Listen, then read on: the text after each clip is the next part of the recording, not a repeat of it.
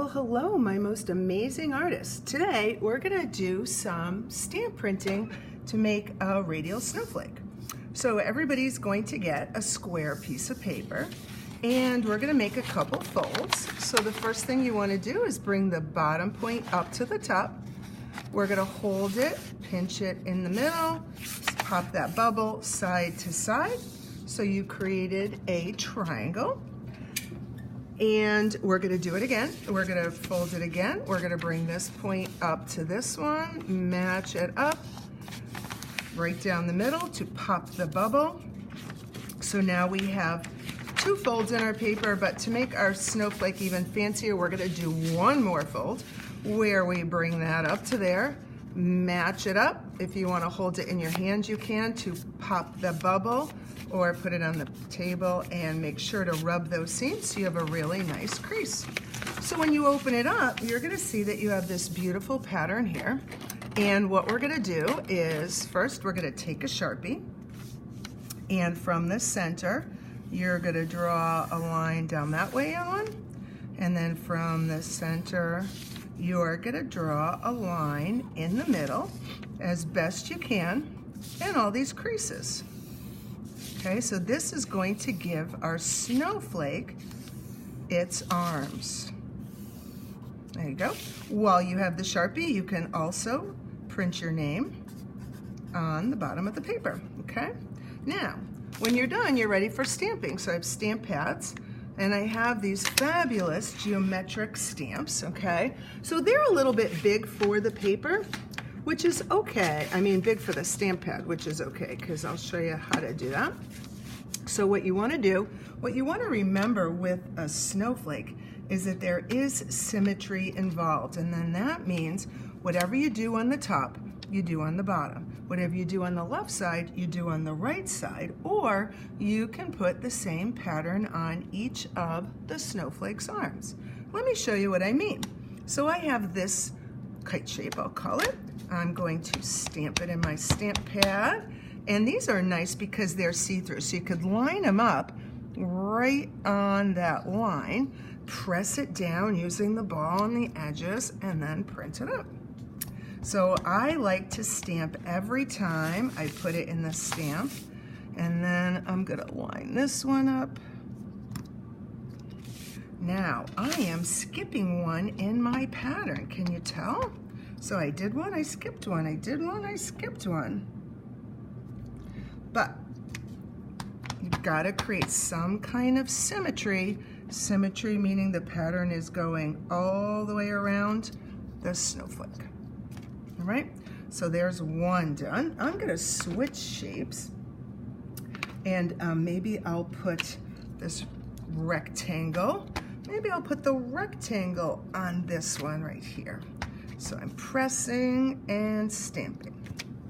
So your design could be on the T or the X or all of them. So the first one I did just on the T. The rectangle I'm putting on the X's. Now I'll do the circle one. I'll put this one on all of them and show you. Maybe I'll do, it's so hard to choose with all of these great shapes, but maybe I'll do the triangle shape might be good on all of them.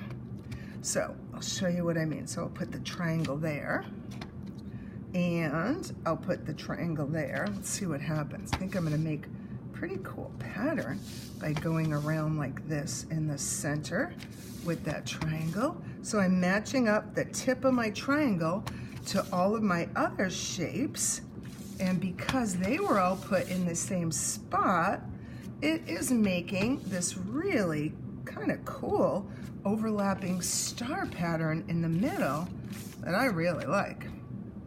Now, I have some room for some more. Maybe I'll do this octagon.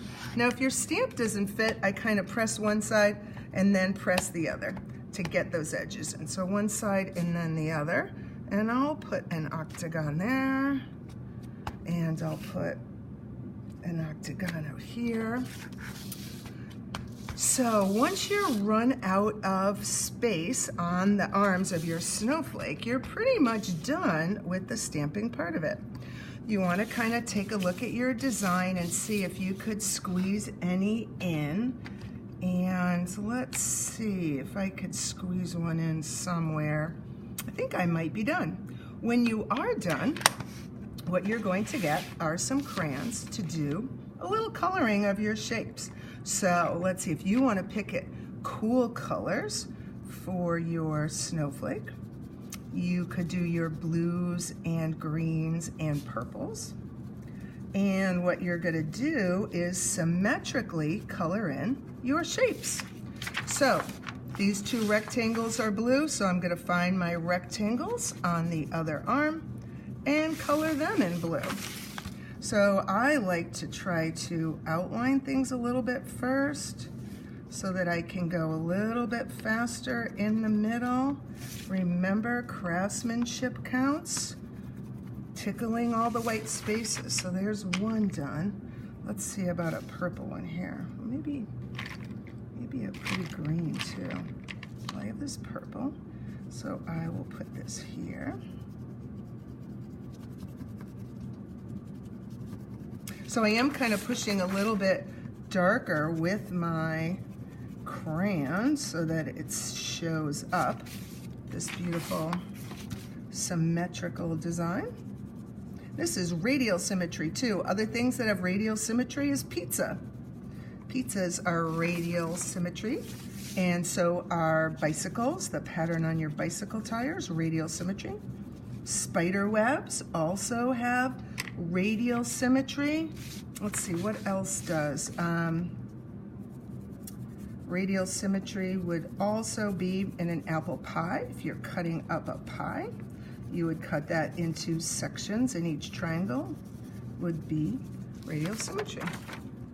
So once you pick one color for one of your shapes, you are going to try to find that all the way around, because it's going to be symmetrically colored and symmetrically stamped. So I'm kind of hurrying here to show you what it's going to look like.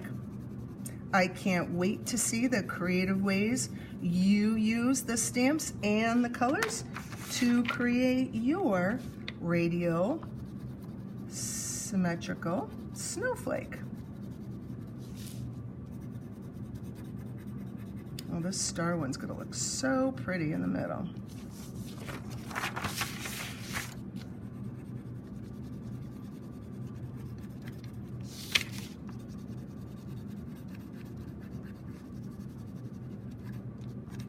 I'm kind of going around the black lines there. Maybe I'll do a little bit in there of these overlapping shapes. It's just so pretty.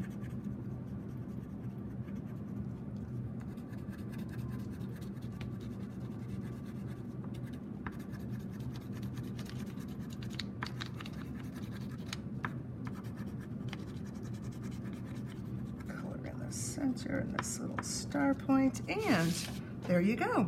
There is my beautifully colored radial symmetrical snowflake. So have fun coloring yours. I can't wait to see them.